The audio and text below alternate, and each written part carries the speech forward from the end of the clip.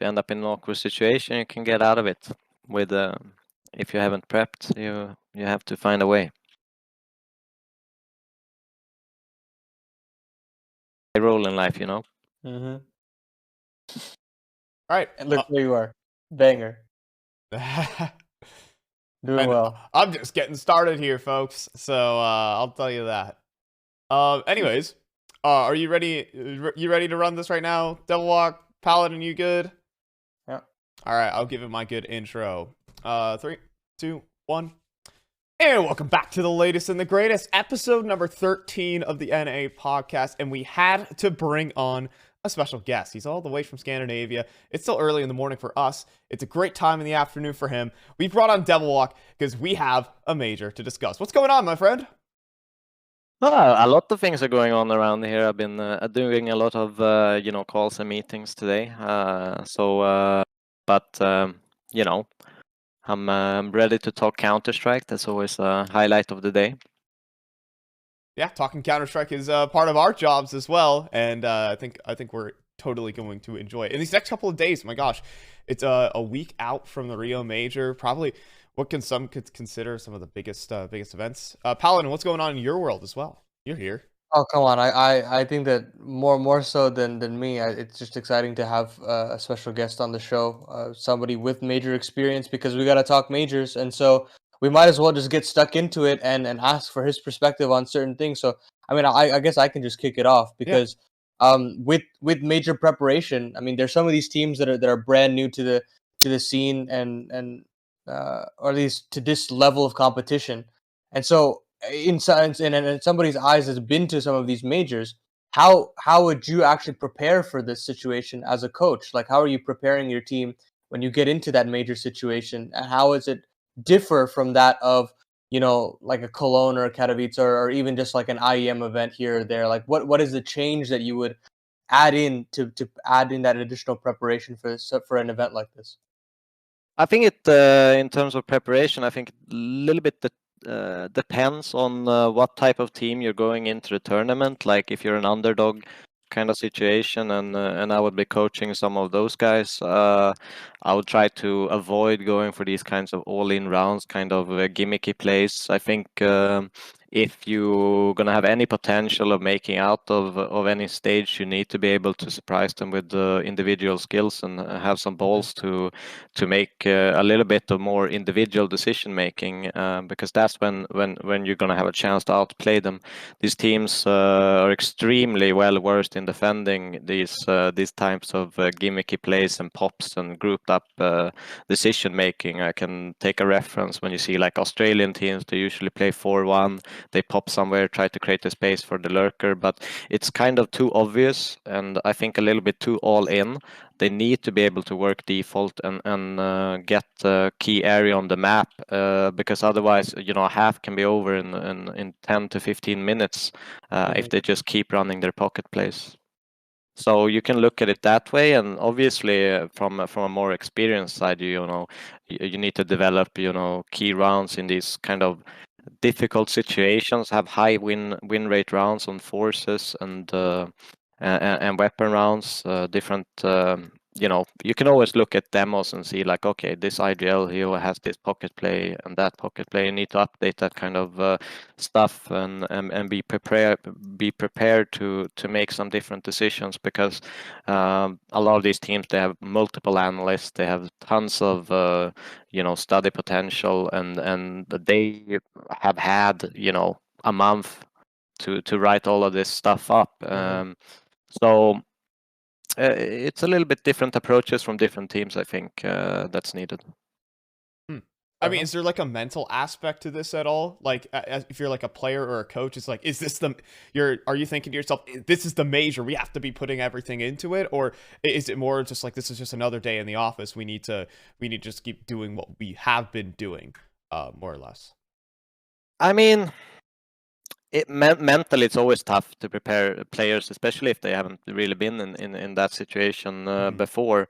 They can be very overeager, especially if you default get an entry. They tend to push forward, or like a little bit too fast, not really consolidate enough when they're playing.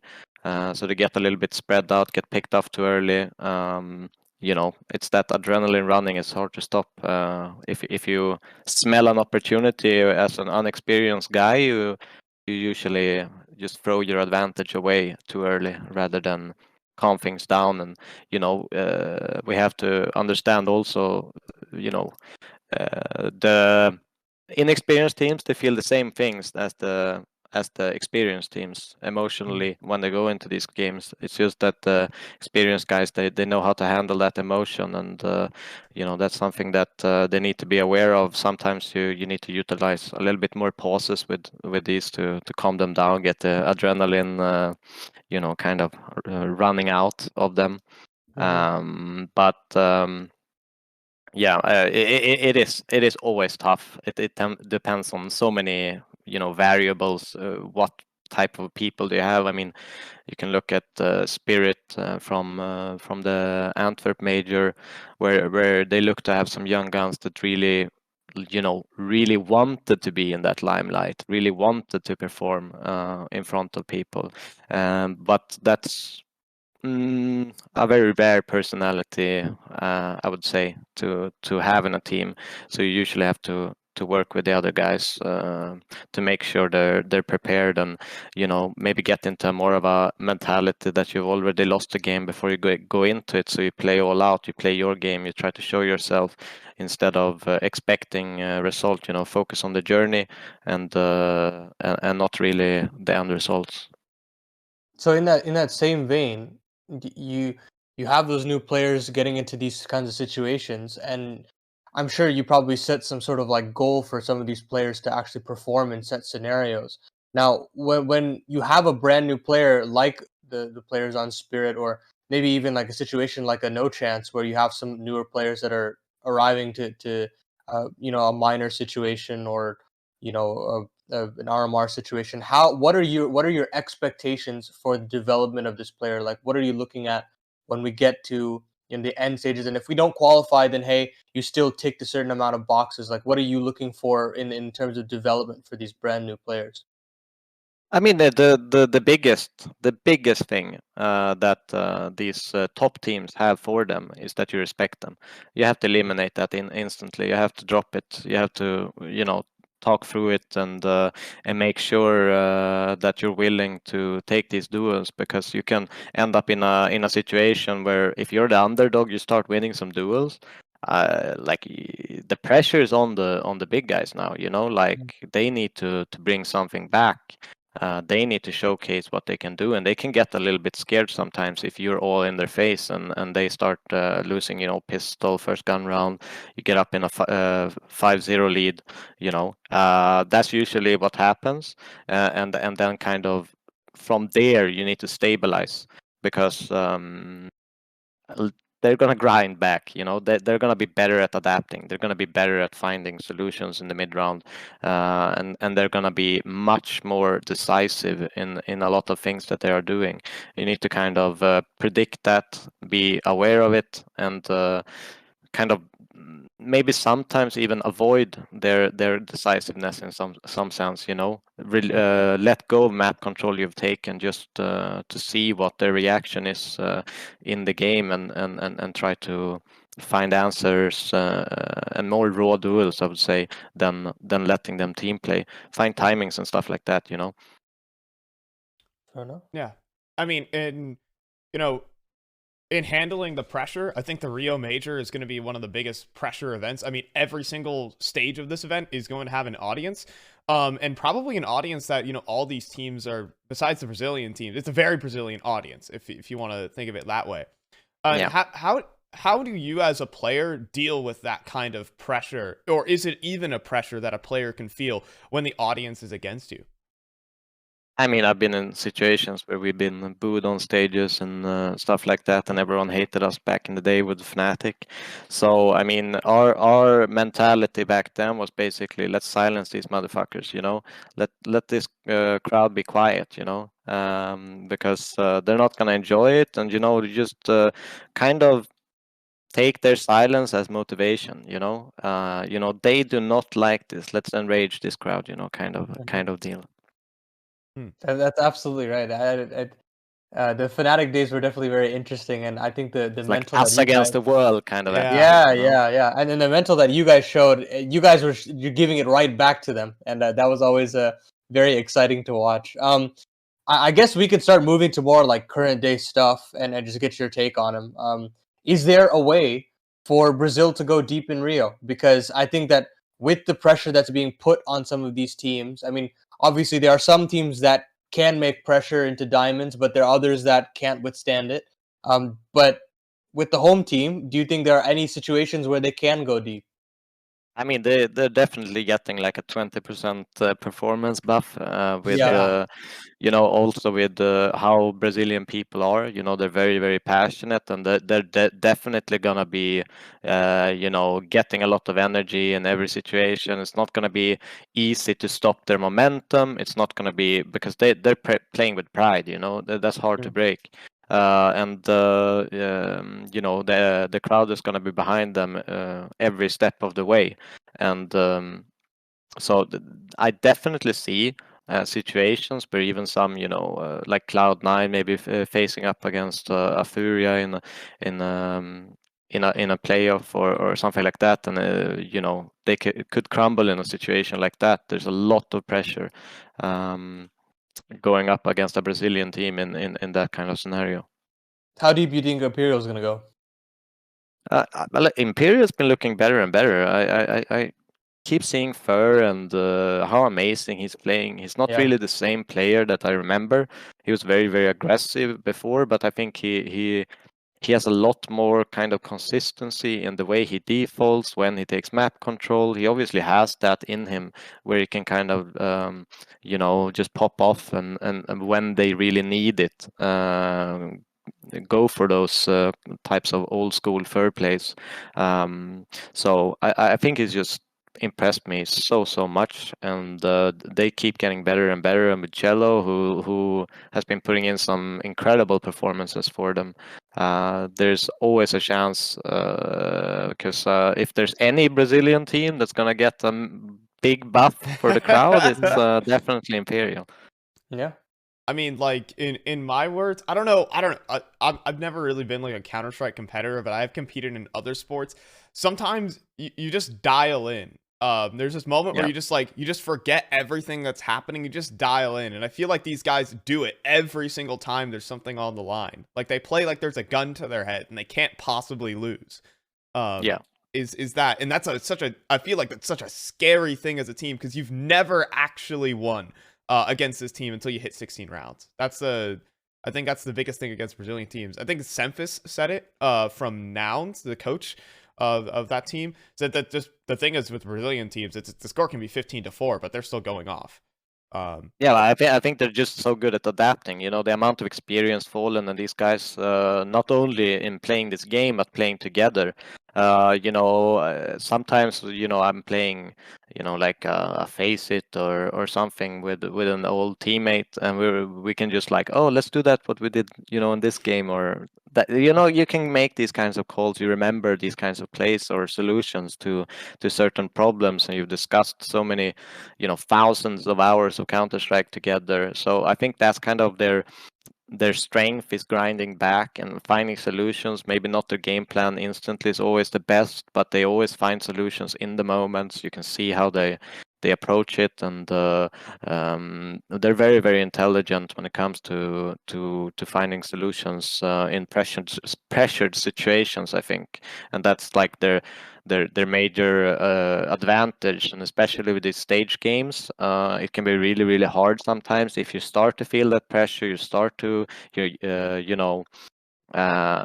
be locked down a little bit for these younger teams, these little bit inexperienced guys. Your brain can lock a little bit, and you go for very simple solutions, which can just it can kind of go the other way than you think, just because you're not that well versed in that situation. Yeah, we've seen it so many times, right? With the Cloud9, with Forza, there's just so many situations where when we do get into the late stages of these situations, 2-2s, 1-2s, it like basically qualifying stage games. That's when I think they find that extra gear. And I didn't put them through in my pick'ems just because I have to, like, my more statistical side of things just sees a team that isn't as good in their fundamentals, but when we get to those late stages, if they get to those late stages, it just feels like they always surprise, they always shock, and I feel like people are catching on to that now to kind of put them through.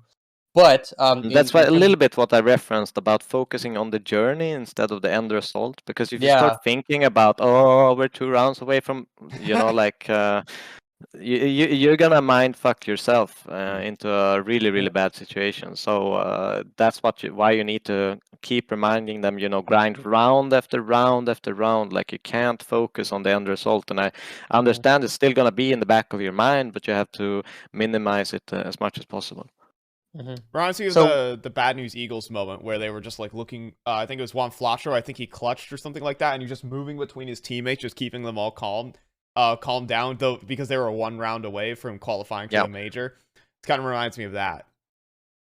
No, definitely, and obviously they've been in that situation before, where they have felt that pressure, and they know how it can affect them and their teammates. So it's very important that you just keep reminding that, keep blocking that kind of thought from your mind while you're playing. there are a lot of favorites, quote unquote, to win the major in terms of the field is very wide open. Completely There's wide open. FaZe, yeah, there's FaZe, Navi, Cloud9, Vitality. You could go anywhere you want with this. If you had to pick a favorite to win it all the way, who would you pick? I'll pick Vitality, but I think I don't think they're like necessarily the favorite. I Yeah. think FaZe is still the favorite, but I think they are like, maybe if at Antwerp they were at 35-40% of winning the major, I think FaZe right now is maybe at a 10-15. I don't think there are like that big favorites. There's a lot of like teams that can make it. I think the draw of the bracket could have a huge impact, especially with the conversation of facing Brazilian teams crumbling and stuff like that. FaZe are, though, a team that will perform better, I think, in a crowd situation like this. In Rio, I know the Brazilians, they love Carrigan. They're gonna have a lot of support even from the Brazilian fans. So I think they're definitely getting a buff there, but I don't think they're playing as good as they were prior to the Antwerp or during the Antwerp major. So I see Vitality could be one. I see, even like Cloud9, but that's very dependent on how they manage the crowd. I think they play like almost the best Counter-Strike right now. Fnatic is always a dark horse. Like, I think they're better than the ranking is telling us. As an example, I think, Mouse, they play really good Counter-Strike, but they have really young players, outsiders. They always a little bit of a, up and down. Sometimes they're just incredible, and sometimes they look a little bit terrible, but that's kind of their way of playing. Because they play with a lot of like, they execute 4-man A, bomb stays, let's say Mirage, and bomb stays in slow, the entire execute, they push forward, they get the ground, but they still moving back to B because they hear that the semi retake is coming in, and the lurk goes out to B, clears it, that's kind of their style. And that is a very good style to play in a high pressure LAN event like this. You can be kind of over eager to rotate and kind of make these like hasty decisions just because you feel like you need rounds. Yeah, I think this could be just one of the highest pressure majors we've had. So I think experience is probably going to show through for a lot of these teams. Any final thoughts here, Paladin? Anything else we want to ask Devilwalk before we send him on his way? Hey, I mean, it's fantastic to have the kickoff for this interview section and just the Rio Major as well. I feel like the coinciding is very nice. Devilwalk, anything that and any team that you think is going to surprise at this major before we let you go? Ooh. Let's see here. Maybe an OG. I could see them surprise in both directions. Yeah, no, that's definitely true. I mean, they're such an up and down team at the moment. I mean, sometimes you have Blastfall final, semi-final contenders, and then other Yeah. times you have bombing out of ESL Challenger Melbourne. So you really don't know which OG you're gonna get. But I hope that we get the better one because they have the core to actually go deep in some of these tournaments, but they just haven't shown it enough, right? Yeah. There's just a bit of a heavy reliance on Dexter, and you need sometimes that. Yeah, I'm a The big younger players don't have. Abdul fanboy, so Oh, okay. Yeah, I think he's an amazing player to watch. He makes really ballsy moves, and I really respect it in this kind of high pressure situation. And you see how much impact those rounds can have for them. So yeah, I'll be cheering for Dexter for sure. Awesome. All right, thank you so much, Devilwalk, for joining us for the rundown segment of the NA podcast. We hope to catch you somewhere else in the Counter-Strike world. Peace out.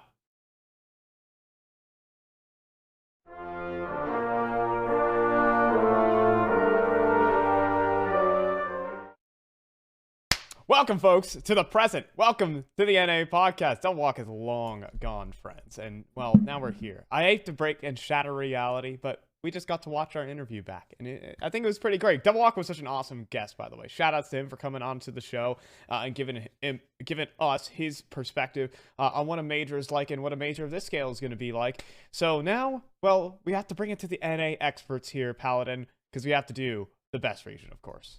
Yeah, let's get to the best region. I had a great time just talking to Devilwalk. I mean, he's always a very eccentric character. I mean, he's gotten a myriad of experiences and just having a touch of just all the various things that he's done within his career and kind of encapsulate that for the major is always super exciting. Before we get into it, then we might have a couple more guests in the pipeline to bring for the interim, while the major is actually going on, and I think that'll be super exciting as well. So we've got a lot of good stuff, great stuff planned. But yeah, let's get into the actual best region. I mean, is there hope in NA for Rio? Is there hope in Rio for NA? You know what? I want to just say there's hope for NA, and I thought it sounded fine. You know what? If you didn't correct yourself, I wouldn't have thought anything was wrong with that statement. Yeah, but I'm very confused as to where I want to actually put both of these teams, because as far as EG is concerned, they've definitely gotten better in my eyes. They've shown that they can compete at the top level against some better teams. However, I don't know if it's enough to get through the sheer number of teams that need to advance to the next stage. That I don't see them as a Legends team. I could see them as a potential 2-2 team, maybe as their max. But then I kind of see them fall off. I'm very curious to see your perspective on it, and then we can talk a little bit about Liquid as well. I think EG can make the Legend stage. That's what I'm going to say, just outright before this. But I mean, of course, there's been their problems. I know a lot of people are going to drag up that Blast NA showdown and say that they shouldn't be losing to teams that, well, they shouldn't be losing to. Who would have thought? Faltering in that kind of way is very, very weird against Fluxo. What talk about the Blast NA showdown stuff. And I guess we'll call it a debacle at this rate. For what was going on over there at the NA side of things for the Blast showdown. But risky stuff for EG, but it seems like, you know, the thing is, there's a different environment when you talk about the Blast NA showdown. Not only is it online, but EG don't have kind of the again, there's always this like competitive fire underneath your ass when you're playing for the major. And when you're preparing for the major, everything else just doesn't matter. Everything else just kind of slowed down. And I don't think competitively EG were really locked in for that Blast showdown. I think their eyes were certainly on the major. What do you think? Yeah, I think you're right. I think the main thing is just that consistency factor of the old guard, because I think Hex will be ready to play. I don't think pressure affects him whatsoever. This guy is absolutely dialed in no matter the scenario. And I think, again, Breezy and Cirque, I think, are the main points of contention, which makes EG a good to great team, right? And if you don't have that level of consistency from them, that's where I think things are going to get a little bit more problematic. Cirque especially, if I had to point out any one individual, the AWP obviously is such a strong weapon in this meta currently that you need that consistent output of frags on the CT side in particular. Not necessarily the T side. You can get by just because it's not necessarily a pick-centric meta right now. It's more so just a supportive situation, at least in the grand scheme of things. But we're not necessarily seeing that time in and time out on the CT side of things. It depends on maps. It depends on specific opponents. And I think that's the main thing.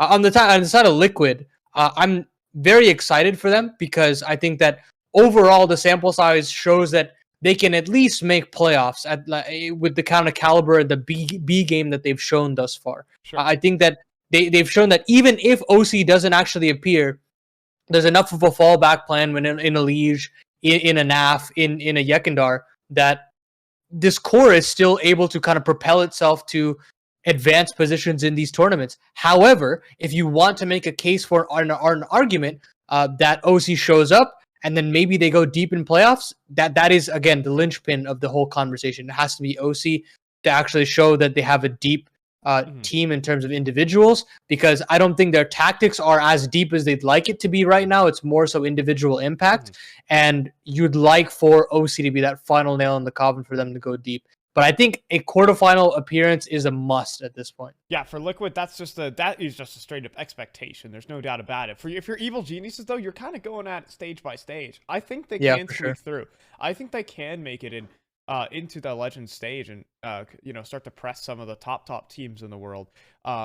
It's not going to be easy. They are going to play difficult opponents that they've had to play in the NARMR as well. They aren't Legends by any means. But I think they can do it. I think that they have the elements of a major to really start pressing for it. I think players like Hext give this team motivation. There's a reason 100%. to win now. Even though you've already completed, the goal of a Counter-Strike player to win a major, right? I think there's certainly something there. We need to keep pressing forward because that interview was good and all, but we do have to bring in some more time to the other topics here. Fluxo. Yeah. This team is heading to the fall finals. This was a very odd situation watching the Blast showdown in general. Complexity kind of capitulating against Sharks was not something that I was expecting.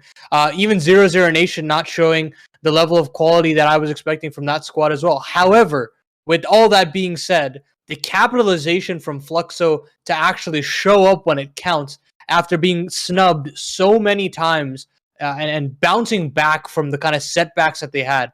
Let's talk about that open qualifying stage for the RMR. 4 chances. 3 of them, they qualify for the best of 3 stage, and they get snubbed 3 separate times. And I'm talking a couple of rounds here or there to get it over the line.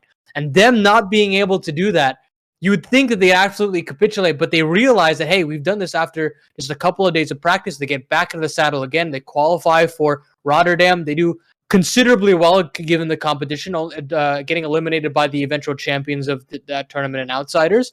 And then they come in here and they realize, look, we've got a ripe opportunity. EG is probably preparing for the major as well as 0-0 Nation. Complexity is still probably reeling from that Imperial loss. And so after all of this being said, they took that into their stride and now they're here. I mean, it's great because I think that Lukowski is a fantastic player. He showed that he has what it takes to compete at the top level, at least in the NA domestic scene.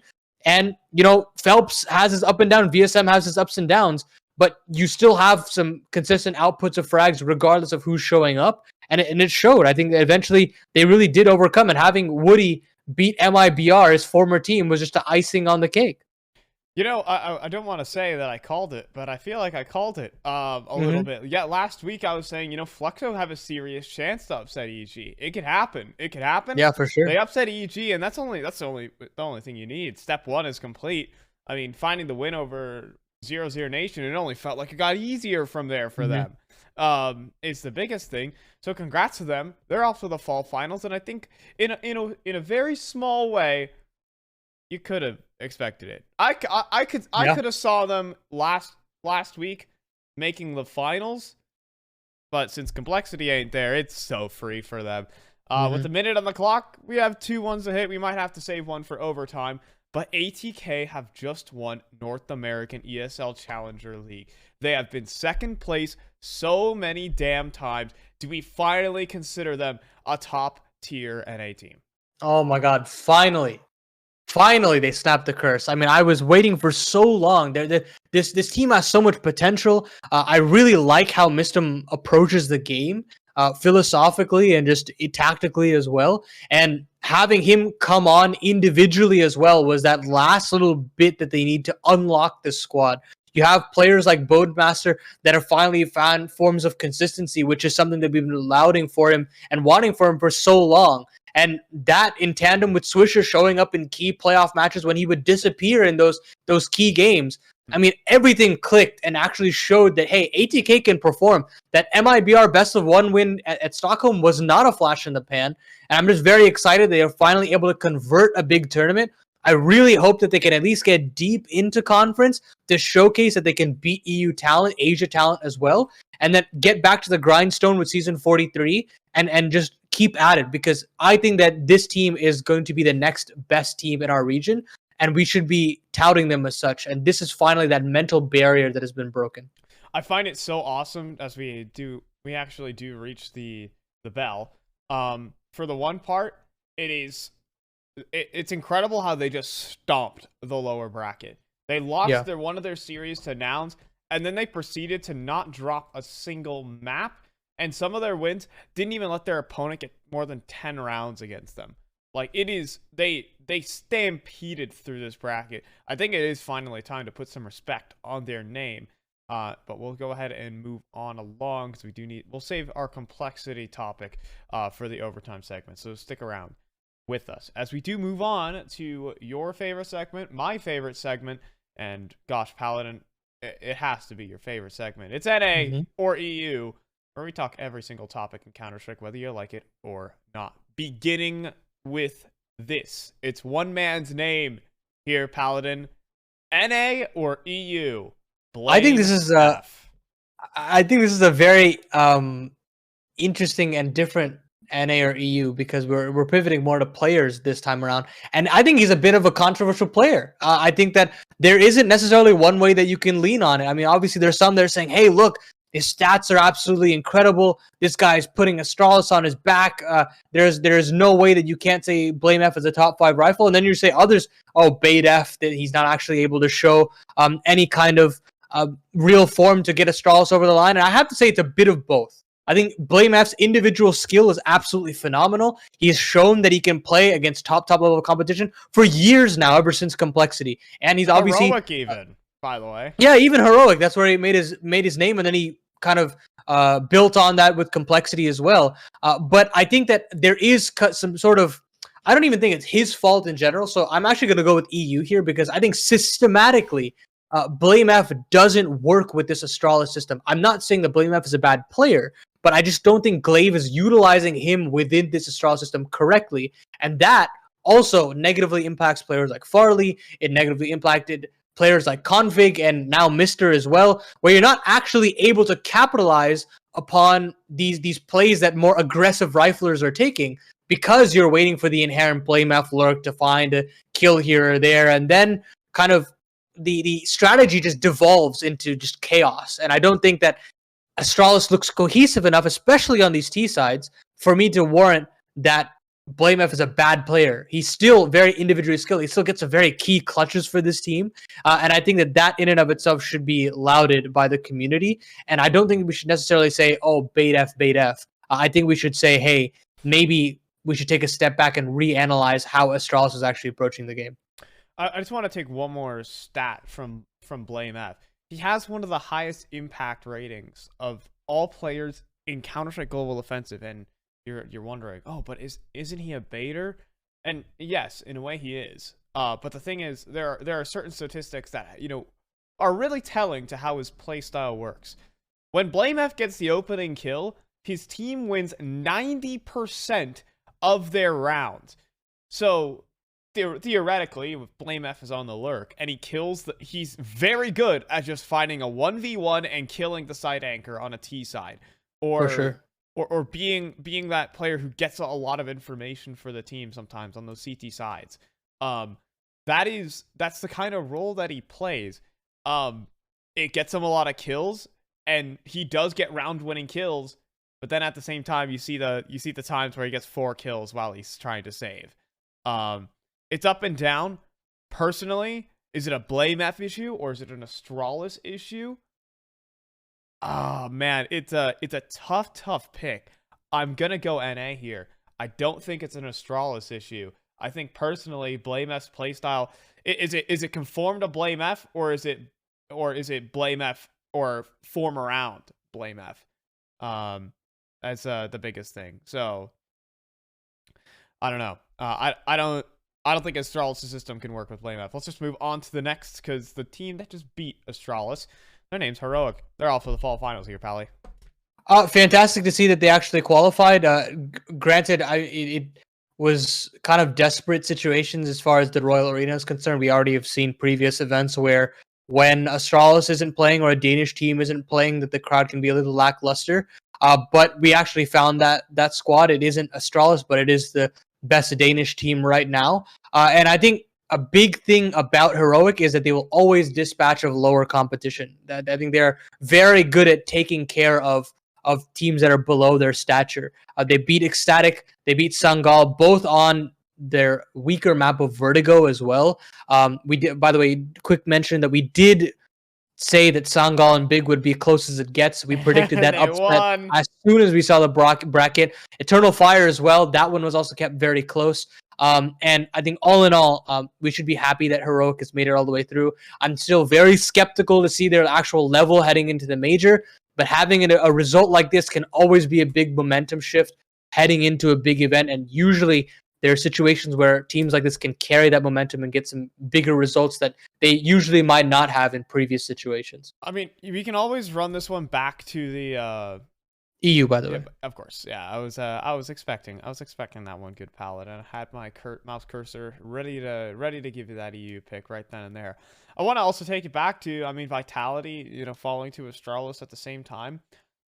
At the end of the day for this event, and I think it also goes for the Blast NA showdown, is that there are bigger fish to fry for everyone. For sure, yeah. For everyone in the showdown bracket who is at the major. I don't think they mind too much. It's the results that are going to come in these next 2 weeks that will matter everything for these next couple of teams, and then you can start putting your weight behind these matches.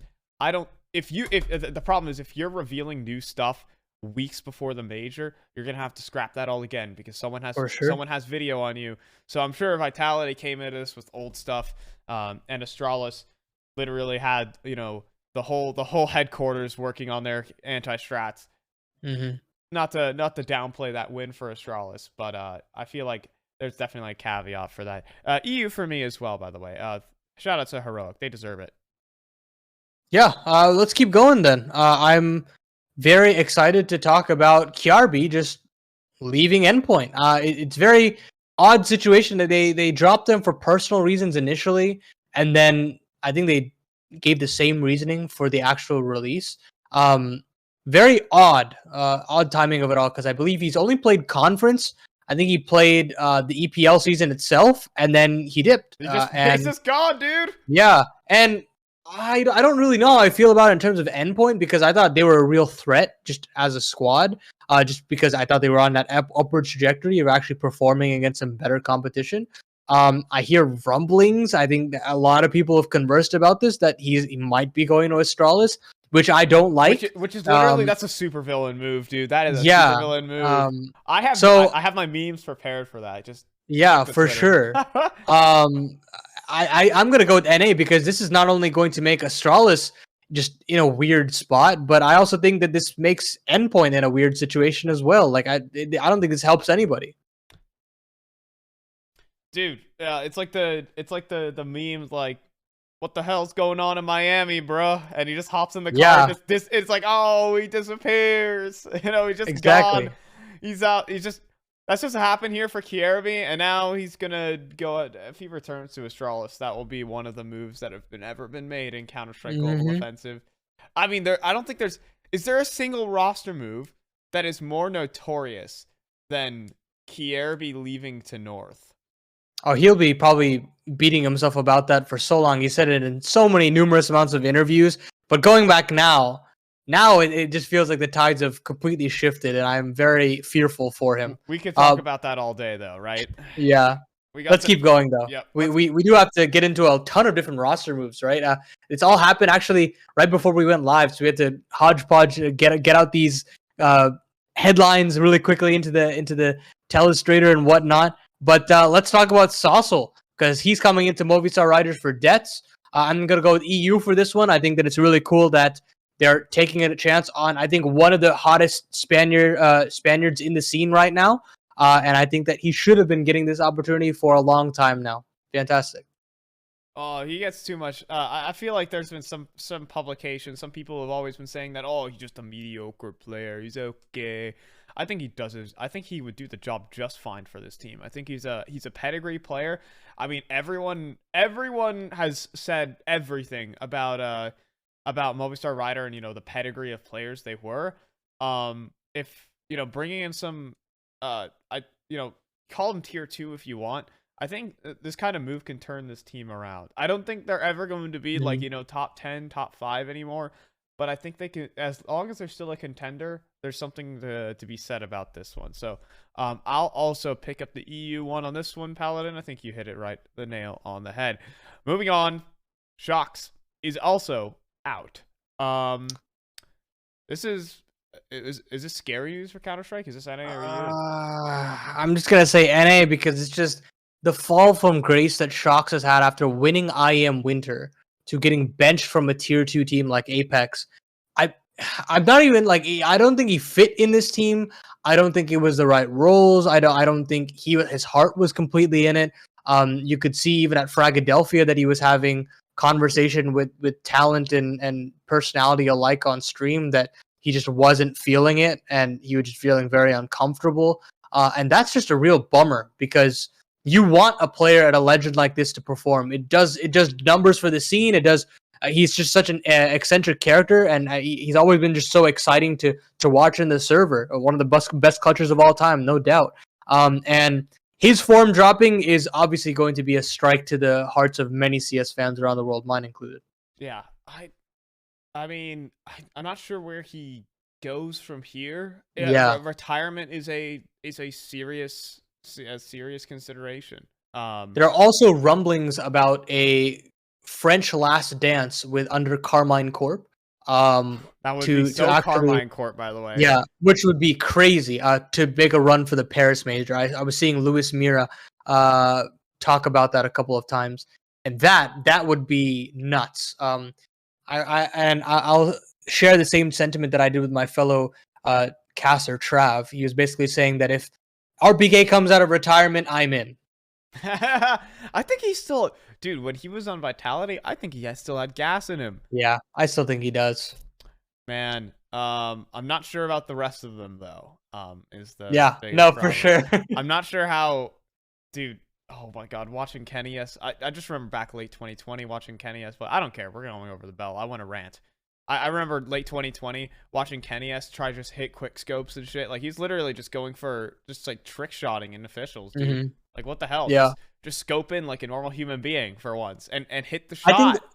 I think the time off would definitely help him. Honestly, this is actually a good segue because how old is Kenny, by the way? I think he's only like 26. I think he's still got plenty of gas in the tank. It's really just, it comes down to the motivation that he has, because Falcons have benched Maka, and I think there was a big conversation that, hey, who do they pick now? Because now they have no AWP. And I was looking at the options. I don't think you go to Sixer because I think he's too old. There are a couple of players on LDLC that are too young. I think that Kenny S is the biggest risk reward that you could probably take for Falcons. You've already got a stable caller in NBK. You've got some very strong riflers in the rest of the squad. Why not? I think that you could totally do it. I think that if you had to weigh up the options, he just feels like the best option. What about you, Fi? Yeah, I think I agree. If there's, I mean, he's literally the best French opera on the market, like just in general. He could even mosey his way over to an international team. I think he's always been like, he's been a star power opera for every team that he's been on. I want to see where he'll go. You know, we've just stopped at this rate picking NA or EU. We've just been saying good things, so I'm just gonna go ahead and say EU here. Pally, I think you're the same. For sure, yeah. So we're kind of stalling here because we want to kind of hold the dam back before we just let it absolutely blow over, because we're going to get into TTLG now. All right. And we usually have TTLG to break down topics and break down what we think about the scene before an event. But it's IEM Rio, and we've got PICKEMs, and we got very different PICKEMs, and it's going to be hell here on the NA podcast, but this is Fi's picks for the Rio Major Challenger stage. And please explain your picks to me. Let me explain here before. Let's stay civil, all right? Please. Yes. Stay dainty. Get out the wine and the fine cheese. Put your napkin on your lap and pat your lips, all right, and stay dainty here while I go ahead and explain my pickups. All right. 0 Thief for Greyhound should be no brainer. They don't get any easy matchups in theirs. And we all know that if you try to pick IHC going 0 and 3, no, that's like impossible. Bad idea. The Asian team will never go 0 and 3. I'm sorry to say that. For you guys to pick IHC, you are digging your own grave. All right. But for the rest of the teams, I want to talk about some of the teams that aren't going to make it. Personally, Mouse Sports have there's Mouse. I still call them Mouse Sports, but they still haven't. They have still yet to impress me. That RMR run from them, even the Pro League run, has a bit of an asterisk. When you're a come from behind team that is coming off a long break of the player break, going 4-1 in your group is probably not unheard of. People aren't really watching all your stuff back. They're not trying to anti-strat. They're not trying to think about, okay, what does this team really, really want to do in their game? They're probably looking after, studying harder against bigger fish. Now that Mavs are a very known quantity, I don't think they can make it in this pool of teams. Very young, and some of these players have never flown across an ocean before. Keep that in mind for Counter-Strike. So I think Mavs are young. They aren't going to make it. 9Z will try to make a run. They'll come close. I think I had them going at 2 and 3. I think that 9Z can do some damage, but they're not going to make it. And BNE is out. So leaving these remaining teams, I think all the Brazilian teams are just going to stomp everyone. That's my opinion here, Paladin. So I think that is honestly the biggest conversation piece that we have differing between the two of our pick'ems. I think you think, and I think Devilwalk also shared the similar sentiment, that every team is going to have a buff to actually play with a Brazilian crowd in terms of Furia, 00 Nation, Imperial. Okay. And while I think that Furia should be able to make it through, just because I think the pedigree of the riflers on the squad is undeniable. Quesarado, Yuri, and Safe can all have their fair share of moments, that there should be no excuses regardless.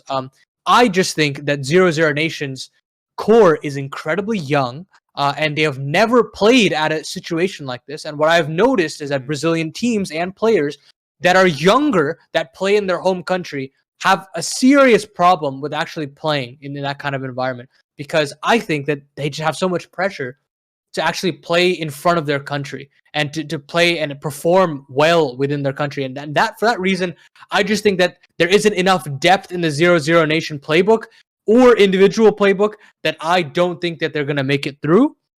I think that one pick that I think I kind of agree with, that I could see, and I didn't go through this, I talked about it in that Devilwalk piece as well, is Imperial, because I think a bunch of analysts have also discussed it previously that, yeah, they don't have fundamental Counter-Strike at the tippity top, but yeah, they can definitely still take down some more inexperienced squads like a Mouse, like an OG, like a Fnatic even, where you just get into their heads and you just grind them down psychologically. Yeah.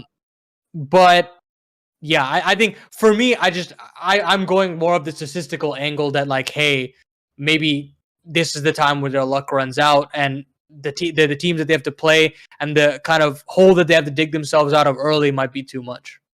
So, all right, what do you think of my 3-0 pick? All right, I've invested a lot in Outsider Coin. All right, what's the deal, dude? I think the thing about the Outsiders is I definitely think they're a very, very good team. I think that I think the way I laid out my pick'ems was like the most likely to make it to the least likely in the bottom, and I put Outsiders as my third team. I think behind Vitality and Cloud9, because I just think that the team play that this team has is so frustrating for I think for all the AME teams involved, and I think also for all the Asian teams involved, and then the lower tier European teams, that they are just not going to understand how to play against this roster. And we saw that at Rotterdam. We saw that even in EPL.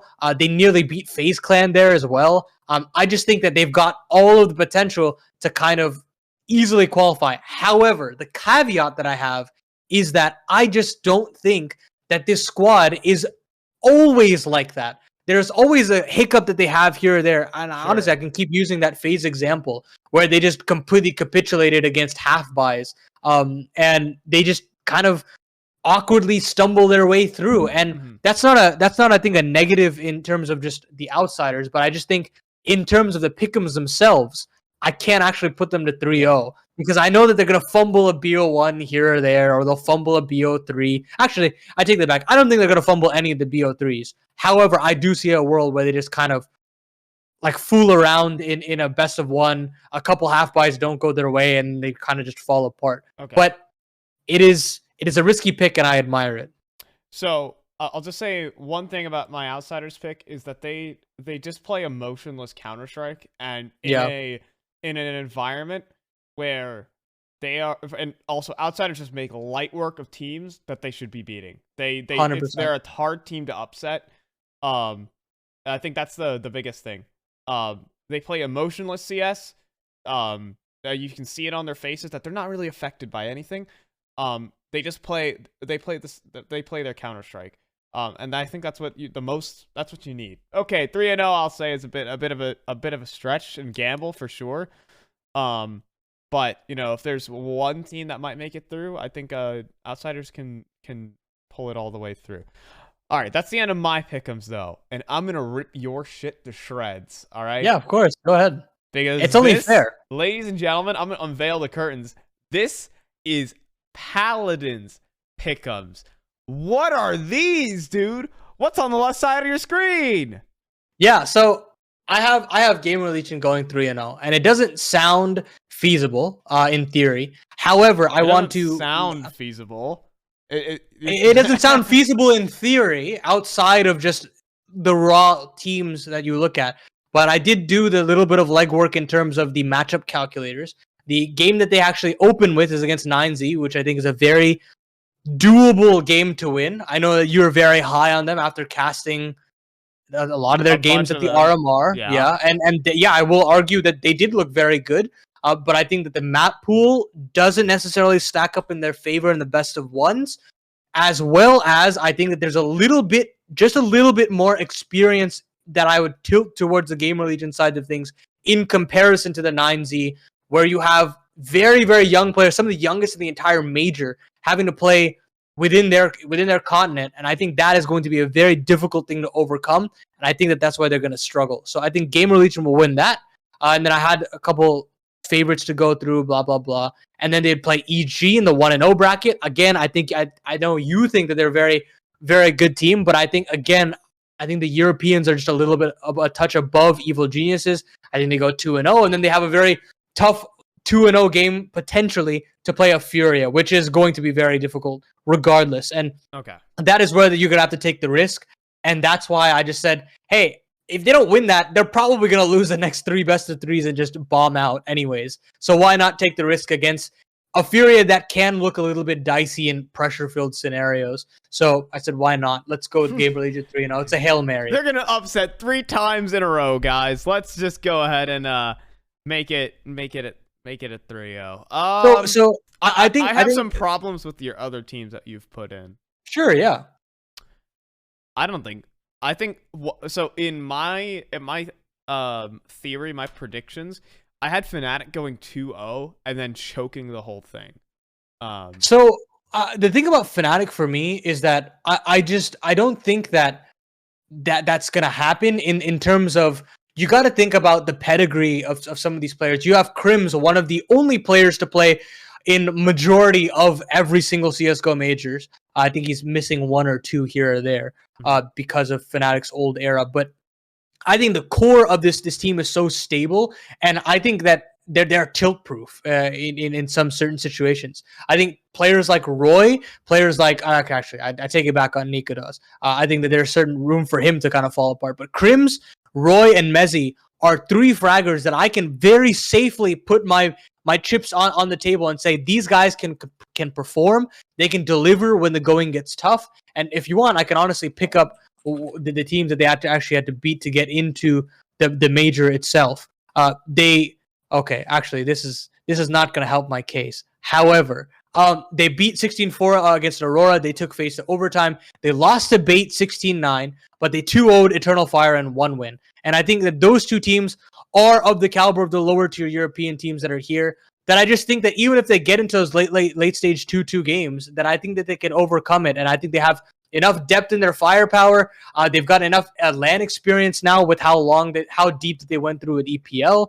And for that reason, I just think that they have the capabilities to at least get through to the legend stage. I think that's going to be a cut above for them, but I think that they could get there for sure.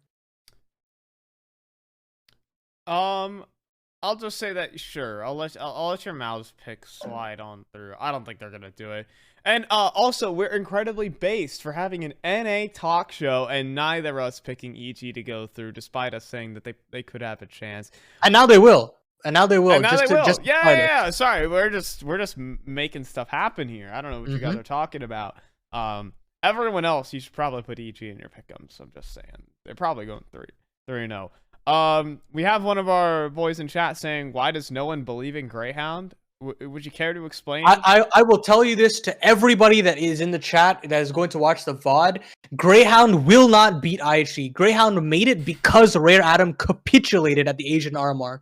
You have to go back and watch that game for yourself. And Rare Atom lost to JJ Howe, and this set up a second place decider between Greyhound and JJ Howe. I want you to go to HLTV and look at that roster for yourself and tell me that is not a very good team whatsoever. And I think that Greyhound capitalized upon that, and then they'll be at the major for that very reason. And now, when you get into that late stage scenario, you're going to be drafting one of 3 other teams that at least I've tabulated here. It'll either be Imperial, 9Z, or IHC. No, none of those are going 0 and 3. No, and exactly. You're saying you're exactly speaking my point here. They are not going to be losing to Imperial or 9Z in any situation, and IHC domestically has their number. There is no way IHC will lose that game, that best of 3. They have that psychological edge over them, and this can guarantee blow up in my face, but I genuinely think that there is no way that IHC is a cut below Greyhound in any case. It's been said right here. Let's go ahead and run it to our final segment of the show. It's more predictions, but more reasonable, and we don't necessarily need to get clowned on, all right, necessarily for this one. It's Stonks. It's our investments from last week here. Paladin, let's go ahead and take a look at what we brought in from the showdown. And we went ahead, I believe, our 2 picks. You took Soulfly from Sangal, a pretty solid pick in your own right. And if I could remember correctly, I picked Lotto from 00 Nation, both of which they won one of their BO3s. And I mean, the Soulfly pick, how do you think that paid off? You think that was a good one? Yeah, I think that it wasn't bad. I think Soulfly could have played a little bit better. But again, it's a tough stage. But at the end of the day, we did basically say they're not going to necessarily blow everybody out of the server in terms of qualifying all the way through. But both of our underdog picks, quote unquote, kind of worked out in general. So I think that we should be kind of pleased with the quote unquote underdog picks that we had here. But now we're in the big leagues. We got to pick some contender challenger stage stuff. And I think I have gone with Queserado here. This guy is in the absolute prime of his career right now. He is just styling on people right now. he had some very great tournaments in 2021, but 2022 he just turned it up to 12. And maybe this is a bit of a cop-out pick, but I am just such a stan of this guy. He has been playing unbelievably well, and I'm just very excited to see him actually play within his home country and perform. Yeah, some would say he's pretty cracked. I don't know, moderate 1.3 rating. I mean, maybe even Safe could go up there after his RMR performance, where he just farmed everyone. I think he had a 1.5. I mean, some of the players on Furia are looking very good. Is what I'll give. That's my 2 cents in that one. Individually speaking, Furia are on fire. If they can translate that to a higher pressure situation, which I feel like they've never been able to, then we'll be talking. Now for my pick, folks. I am not picking someone with a 1.31 rating. That's a little unfair. I am picking Norbert from the Outsiders. The Outsiders during the RMR, they played against tough competition, and the one thing I love about the Outsiders is they farm teams that they're supposed to beat. If they're playing against an upset team, not today, my friend. And even then, Norbert is probably the better performing player, the better performing rifler against some of the top teams in the world. But of course, this is the challenger stage, so I'll go ahead and give this one up to Norbert if I'm going to pick someone from the Outsiders here, Paladin. Any thoughts on this pick? I think this is a great pick. I love the 2 pickups that they had. As soon as I saw it, I automatically thought that Fame was a direct upgrade over Buster. However, I thought that the one player that I was very nervous about was Norbert slotting into Yekindar. Obviously, right? It's just a huge lapse in skill. Yeah. However, I think he is made up in terms of how he's gelled within the James system. He's a very fiery character when he was on K23, and I was worried that he wouldn't be able to slot in kind of mentally with how emotionless that Outsiders brand of Counter-Strike is. But he's done such a fantastic job. I think that he's found his home here, and I think that he's going to definitely deliver at the major. He has some very critical multi-kills when this team needs it, and I think that overall will just boost the level of skill that this team has, which they desperately need. So yeah, great pick, Fi.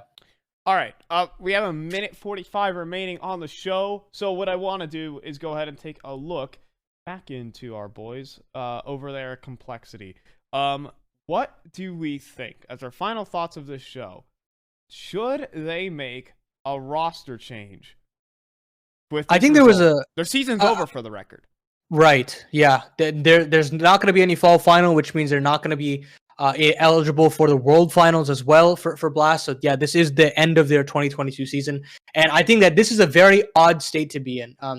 And I think they've got to really, I think Talking Counter, the podcast that is very popular right now, they stated some very interesting facts that I think I'm very much behind in the sense that, look, I think that there's an issue that Complexity was at a situation where they were qualifying for play-ins and they were just absolutely bombing out immediately after, right?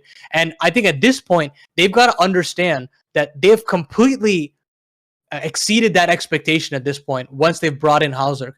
They did well to actually perform at the fall groups for Blast. They did well to qualify for playoffs and push phase at the EPL performances. And at the RMR, right? Look, that's out of your favor sometimes. You are the less inexperienced team. Imperial just wanted it more. That is just kind of fate calling in that situation. And I don't think that they should hurt themselves about it. And I think that they should take it on the chin. Look, we've got a long off season. We can actually recheck our playbook, get it a little bit more deeper, hit the ground running immediately after once we enter in the new season, and try to make a deep run at Katowice, make a run for playoffs there. Try to go deep at EPL once more in March. Like, there's all of these possibilities that they can have going into next year that I don't think they should give up just yet. Yeah, and so that's gonna do it. I think Complexity, I'll just give my 2 cents before we check on out. I think Complexity can stick with it. They have the pieces. They are so close. They are so damn close to making it work. I think that a tad bit more time, a tad bit more work. They are so close to being, a regular at these tournaments, at the S tier events. So, folks, that is going to do it. That's going to be the end of NA. It's been episode 13. We're starting to count up into double digits here. We might hit 20, believe it or not. And then we're going to be saying more and more syllables to our episodes. That's going to be an incredible one for sure. But thank you, folks, for so much for watching. Shout out to Devilwalk for joining us on the show and recording an interview with us. But for now, you can always catch us here on our Twitters, @FlyCast and @Paladin. Subscribe to Paladin's YouTube channel, and just give me a follow on Twitch.